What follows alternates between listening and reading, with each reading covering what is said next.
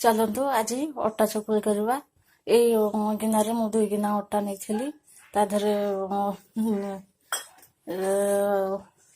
4 गिना पानी देची स्वाद अनुसार लुण पकई 3-4 टी कंचा लंका काटिकी पकई पियाज गोटे चुन चुन कर पकई धनिया पत्र चुन चुन कर पकई आस एथर आपको चकुली बनइबा एटा हूँ अटा चकुली आमटी एतिकी पतला हवा दरकार कड़ाई रे तेल पकेबा 2 चामच तेल गरम हो गला एथर आमे अटा घो पकेबा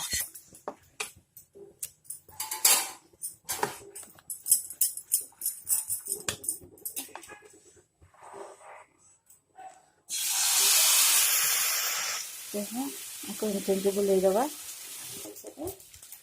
कम आंच किसी समय रखला पर लेउटेबा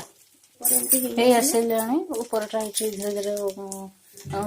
मलन दूची तेणु ताकू लेउटेबा लेउटे देला पर देखो तो पछपटा केमती कलर आसी जाइए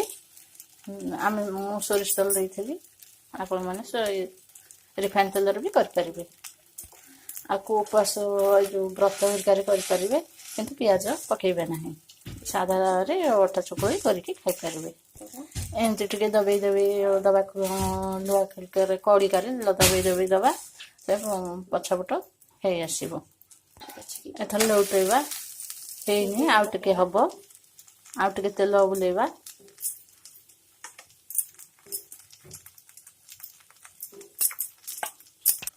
तावारे करथिले बहुत भल होइथांता देखंतु केमती फुली गलानी धीरे धीरे ही आसलानी यार रंग ब्राउन हो आसलानी धीरे धीरे एथर आकु किछ समय लौटेकी काढी देबा अटा चकुली टिके अधिक समय सेकिबा को पड़िबो भीतर हेला जाके एथर हे गलानी देखंतु केमती रंग आसी गलानी एथर काढीबा प्लेट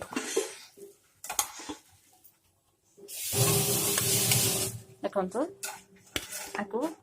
चलो चाखी देखा एड़ा लंका धनिया पत्र सब दृष्टि बहुत ताती